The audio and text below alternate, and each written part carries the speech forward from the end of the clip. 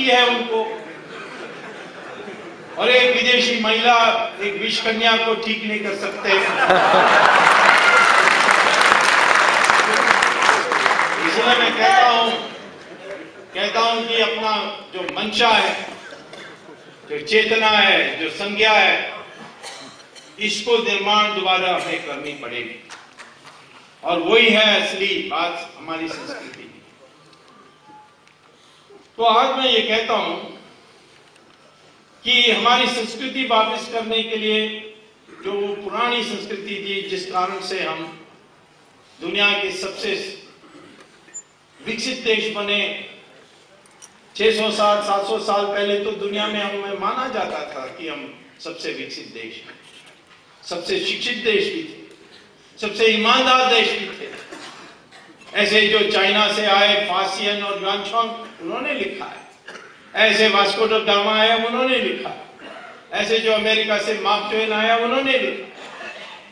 ये 600 साल में हमने पूर्ण रूप से खो दिया है। तो इसको वापस लानी चाहिए थी। 1947 के बाद दुर्भाग्य से जवाहरलाल नेहरू प्रधानमंत्री बने, सरदार पटेल बन नहीं सके।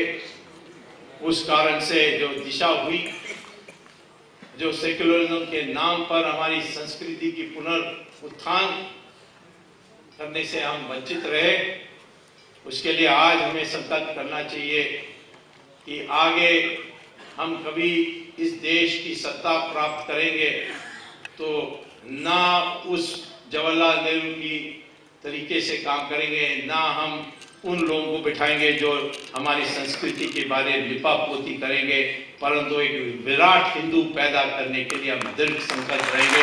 ये हमें पहले हमारे हिंदुस्तान का पहचान क्या है? आइडेंटिटी जिसको कहते हैं। इंग्लैंड का प्राइम मिनिस्टर से पूछा गया दिसंबर 17 तारीख को पिछले साल, उन्होंने कहा हमारी इंग्लैंड का आइडेंटिटी है, हम क्रिश्चियन नेशन है। तो किसी ने कहा कि परंतु यहाँ मुसलमान भी है, हिंदू भी है, बुद्धिस्ट भी है, दुनिया भर के मजहब के लोग हैं। तो उन्होंने कहा तो क्या है, ये संस्कृति जो है, इस देश की पहचान जो है वो क्रिश्चियन है। अमेरिका में और भी स्पष्ट बोलते हैं, वहां तो कितने प्रकार के लोग हैं, कितने भारतीय लोग हैं, कोरियन लोग हैं, जापानीज लोग हैं, तब भी वो कहते हैं हमारी पहचान जो है, आइडेंटिटी जो है, वो है white Anglo Saxon Protestant Christian English speaking people. ये वो साफ कहते हैं। और प्रोफेसर सैमुअल हंटिंगटन ने बड़ी पुस्तक लिखी जो सर्वमान्य है। तो हमारी क्या है? हमारी हिंदू संस्कृति है, तो फिर मुस्लिम और क्रिश्चियन के बारे में हम क्या कहेंगे? वो कहां फिट बैठते? जवाहरलाल नेहरू और उनके जो वारिस हैं वो तो कहते हैं कि हम इंडियन हैं क्योंकि हमारे पास इंडियन पासपोर्ट है, पर्याप्त नहीं है।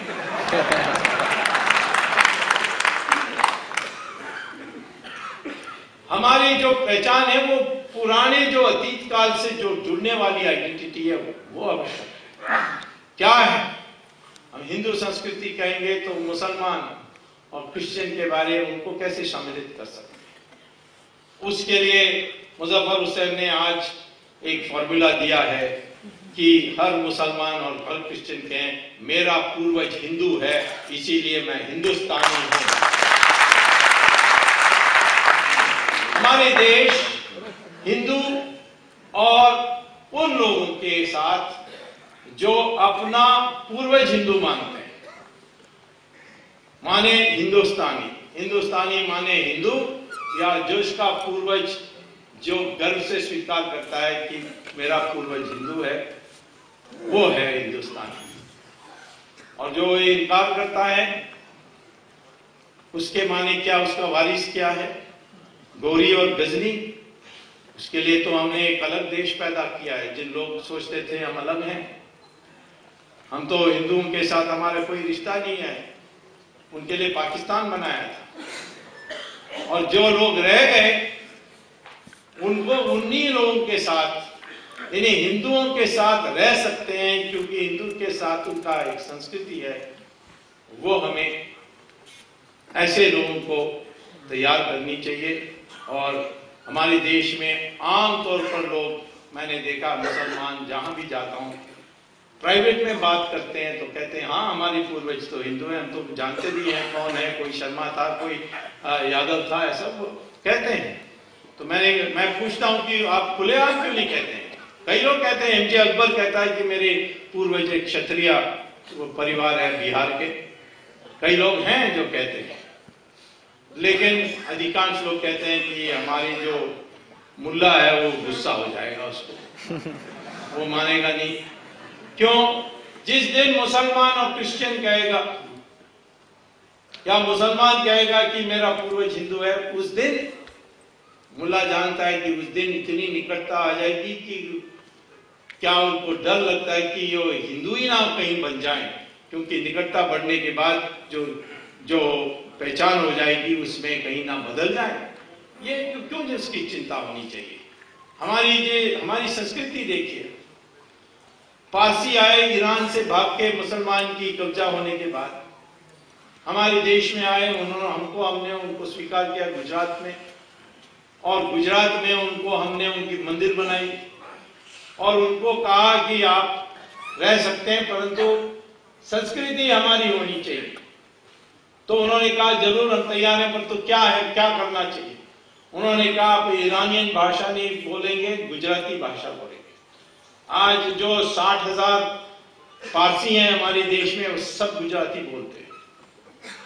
दूसरा है कि गौ नहीं खाओगे, गौ के मांस नहीं छूओगे, गौ की हत्या नहीं करोगे, गौ की पूजा करोगे, यह भी आज की पारसी मानता है। तीसरा है कि आपके जो कपड़े हैं ये ईरानियन हैं, ये हमारे देश की आपको पहनना चाहिए। तो पारसी के जो हैं, उनके जो महिला हैं वो साड़ी पहनते हैं, और उनके जो पुरुष हैं जो जब भी धार्मिक कोई त्योहार होती है तो वहाँ वो कुर्ता पजामा जो गुजरात के हैं वो पहनते हैं। तो ये उन्होंने जो शंकराचार्य उस समय द्वारका के शंकराचार्य उपस्थित थे जब ये आए, उन्होंने इतना ही कहा, और बाद उन्होंने कहा कि जो आपका धर्म है उसको खुला छूट है, आप पूजा जैसे भी करने चाहते हैं करिए, और हम आपके साथ पूर्ण सहयोग करेंगे। आज 60,000 पारसी ऐसे जगह में जमे हैं कि कोई कुछ कहता नहीं है। आज हमारे चीफ जस्टिस पारसी हैं, किसी को पता ही नहीं है कि वो पारसी है। इसी प्रकार से हमारे थोड़े दिन पहले जब एनडीए सरकार थी तो हमारे अटॉर्नी जनरल पारसी थे, सोली सराफ जी, किसी को पता नहीं था वो पारसी है। और हमारी जो एयरफोर्स की चीफ थे थोड़े दिन पहले, फाली मेजर पारसी। हमारे जो सबसे बड़े इंडस्ट्रियलिस्ट हैं रतन टाटा पारसी। तो पारसी अपनी संख्या के अनुपात से भी ज्यादा बड़ी जगह में बसे हैं, परंतु किसी को बुरा नहीं लगता है। और पारसी के वफादारी इतनी थी कि जब अंग्रेज इस देश को छोड़कर गए तो उन्होंने कहा जैसे हमने एंग्लो इंडियन के लिए पार्लियामेंट में रिजर्वेशन किया वैसे आपके लिए भी हम करने के लिए तैयार हैं। तो उन्होंने कहा हम हजार साल से हिंदुओं के साथ रहे, हमें कभी समस्या नहीं, आप चले जाइए, हम हिंदुओं के साथ अपना रिश्ता बनाते हैं। यहूदी आए, दुनिया भर में उनकी मार काट हुई थी, शोषण हुई। वो हमारे देश में आए, हमने उनकी सिनेगोग बने, उनकी मंदिर बनाई, बॉम्बे में बनाई, कोचीन में बनाई, और वो कम से कम 1000 साल इस देश में रहे।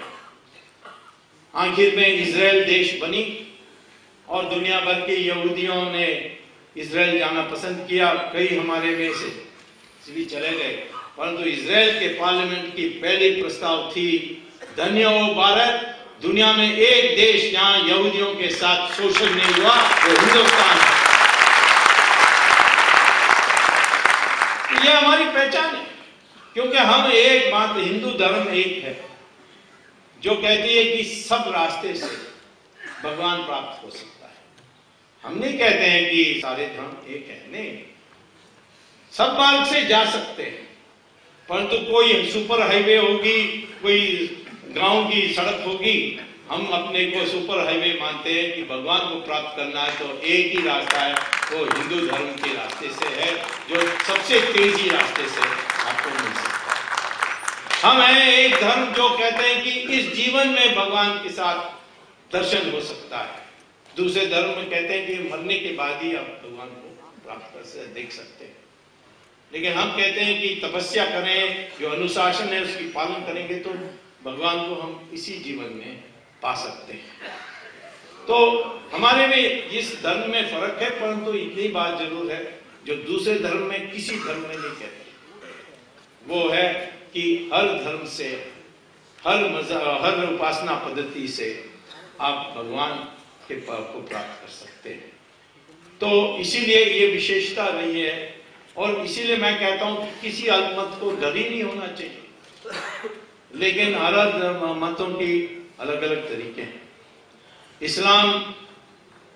इस्लाम के बारे कई लोग बुराई करते हैं, मैं कहता हूं नहीं, बुराई करना है तो अपने लोगों का करिए, क्योंकि इस्लाम एक दिमाग जो है बिल्कुल साफ है। जहां वो माइनॉरिटी में है उनका व्यवहार क्या होना चाहिए, इस्लाम बिल्कुल साफ सिखाता है। मोहम्मद ने जो सीरा और हदीस में कहा उसमें बिल्कुल स्पष्ट लिखा। जहां वो मेजॉरिटी में, वहां दूसरी व्यवहार होती है। सऊदी अरेबिया में आप मंदिर नहीं बना सकते, जो हमारे भारतीय वहां काम के लिए गए हैं, मंदिर बनाना चाहते नहीं बनाने देते। दिवाली मनाने चाहते हैं नहीं मनाने देते।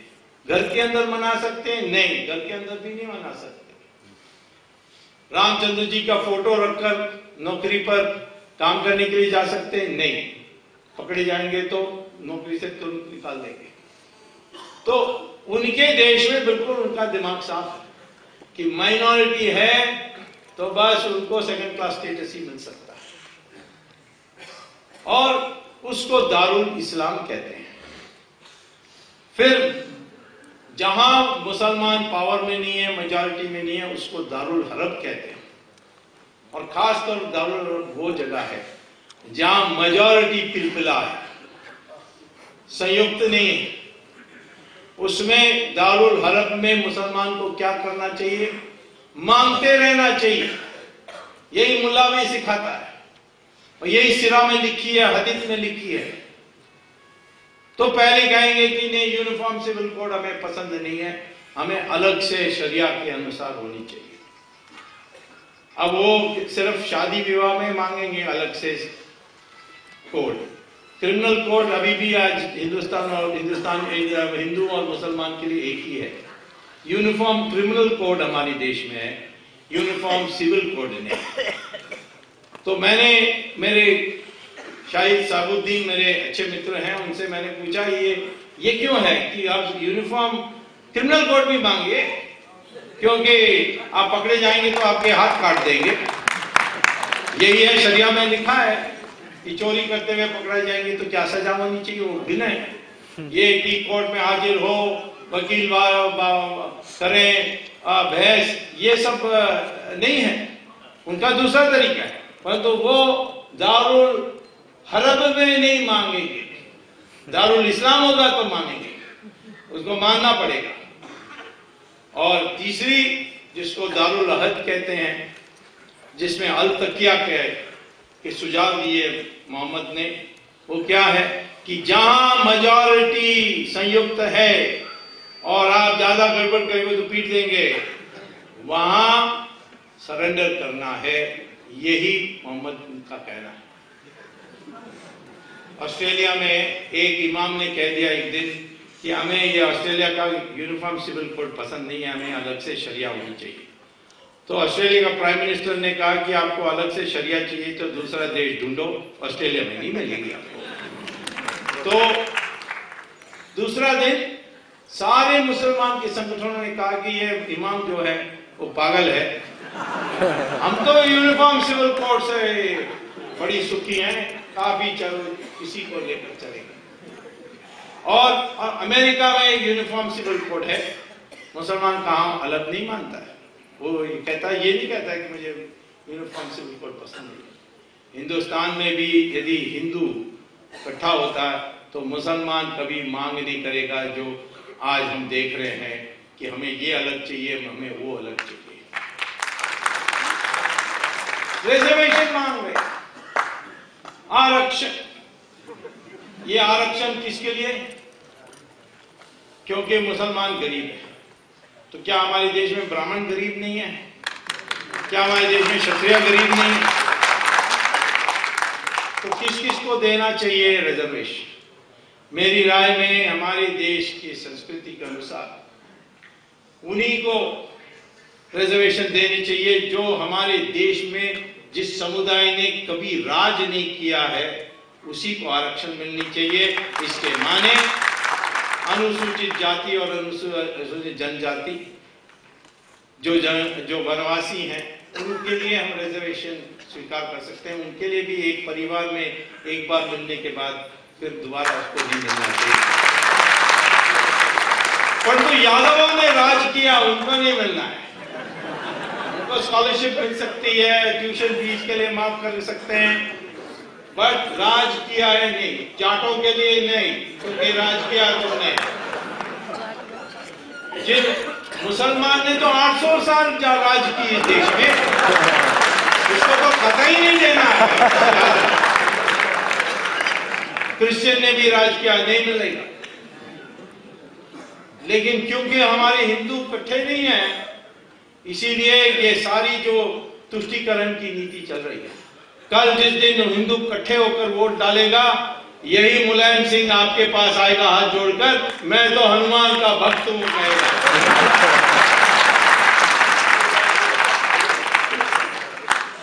क्योंकि वो यही कहता है कि मैं तो चुनाव वरना जीत नहीं सकता, यादव वोट के से जीत नहीं सकता हूं, और ये हिंदू तो बिखरे हुए हैं, वो तो देंगे नहीं, और इसीलिए मुझे मुसलमान की वोट चाहिए। उनके लिए ये कहना पड़ेगा। तो मैं आपको कहना चाहता हूं कि मुसलमान का दिमाग साफ। कश्मीर में मेजॉरिटी में है, हिंदू का हाल क्या है? भगा दिया उन्होंने 5 लाख लोगों को। लोग कहते हैं उनको वापस जाना चाहिए। कैसे जाएंगे वापस? तो कश्मीर की क्या समस्या को हल करने के लिए क्या करना चाहिए? इन्होंने हिम्मत की 5 लाख हिंदू को इस 83% हिंदू देश में, तो हमें जवाब तो जरूर देना चाहिए। और जवाब है कि हमारे देश में 1 करोड़ भूतपूर्व सैनिक हैं, उसमें से 10 लाख को चुनना चाहिए और कहना चाहिए जाकर कश्मीर में रहे, उनको पैसा और हथियार देना चाहिए। तो लोग कहते हैं कि 370 धारा रास्ते में है। मैंने कहा 300, मैं तो कहता हूं उनको कि 370 धारा जो है वो इसीलिए बनाई गई कि जो धर्म के जो अनुपात हैं या धर्म के जो प्रोपोर्शंस हैं, उसमें कोई बदल नहीं आनी चाहिए। जवाहरलाल नेहरू ने कहा कि इंडिया के जो अन्य भाग हैं वहां से कश्मीर में जाकर लोग बसकर वो सारा जो कश्मीर की जो रिलीजियस डेमोग्राफी है उसको बदल देंगे। इसीलिए उन्होंने 370 धारा किया। जब वो उन्होंने किया, हिंदुओं को भगा करके उसको मुस्लिम प्रदेश बनाने की कोशिश की, तो 370 धारा की रक्षा में और उसको कायम करने के लिए हमें 10 लाख सैनिक भेजने चाहिए। और छोटी छोटी जगह में भी जहां मुस्लिम मेजॉरिटी में आते हैं, उनका रुख बदल जाता है। और रुख बदल जाता है क्योंकि उनको धर्म ये सिखाता है। मेरठ में मेजॉरिटी आ रहे हैं, वहां स्थिति बदल रही। मऊ में वहां जो है मेजॉरिटी जो है शहरों में, वहां जाकर हिंदुओं की हाल देखनी चाहिए। अभी हैदराबाद में जो हैदराबाद शहर में एरिया है मुस्लिम मेजॉरिटी की, वहां कहते हैं कि रामनवमी की मंदिरों में घंटी नहीं बजानी चाहिए, हम डिस्टर्ब हो जाते। और सरकार ने भी उसकी बात मान।